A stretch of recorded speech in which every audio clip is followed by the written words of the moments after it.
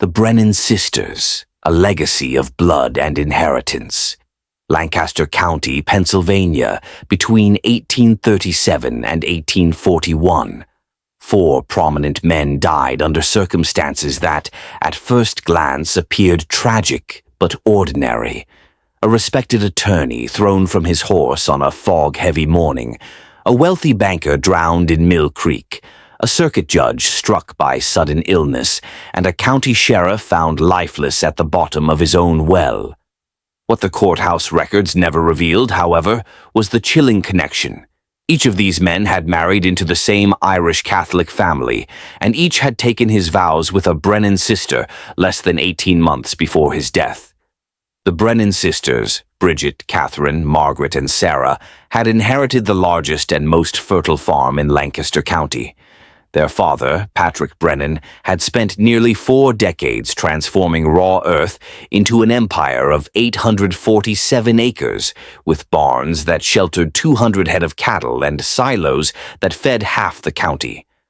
But when Patrick died in 1836 without a son, Pennsylvania's inheritance laws threatened to dismantle his life's work.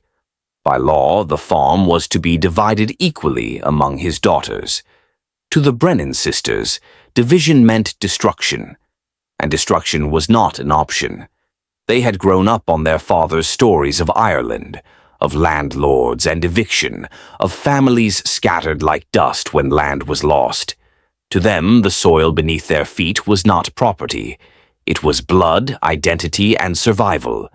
Patrick had warned them, "Lose the land, and you lose everything that makes you who you are."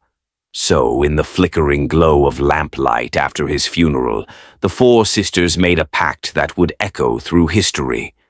Bridget, sharp-minded and mercilessly practical, declared the terms, "Whatever it takes, we stay together. We keep the farm whole." Catherine, gifted in reading human weakness, added coldly, "The law can be influenced."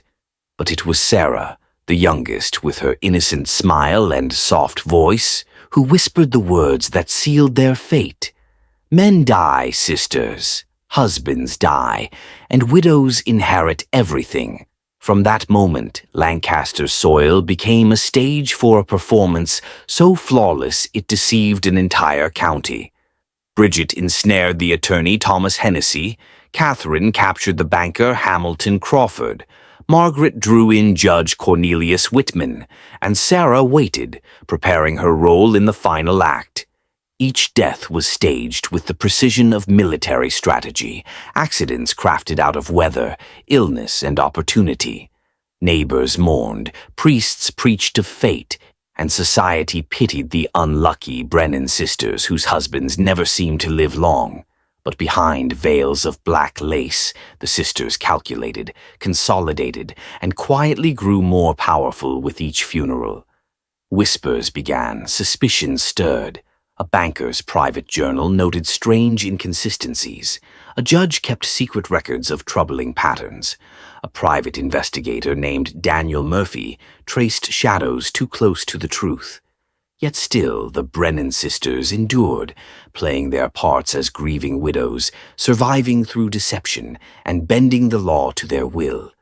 It was Margaret, torn between complicity and conscience, who finally cracked the facade. In the autumn of 1839, she confessed to her husband, Judge Whitman, that the deaths had been no coincidence.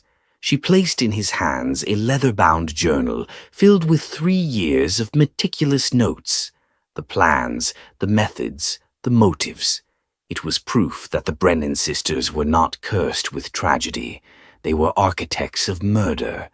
By the time federal marshals arrived at the farmhouse, the sisters were ready. Their charm, their lies, their influence reaching into the very institutions meant to stop them. But the web finally snapped. Testimony, documents, and Margaret's reluctant cooperation exposed the conspiracy for what it was. Not 4 widows bound by grief, but 4 predators bound by blood.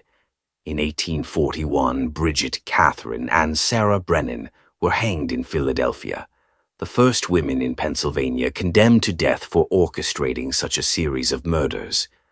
Margaret was spared in exchange for her testimony. The farm was sold, the stone house demolished, and Lancaster tried to forget. But history does not forget. The story of the Brennan sisters remains a chilling reminder that evil often hides behind the familiar, that loyalty can turn to conspiracy, and that sometimes the most dangerous killers are the ones no one suspects. Women cloaked in respectability, mourning veils, and the silence of a society unwilling to believe.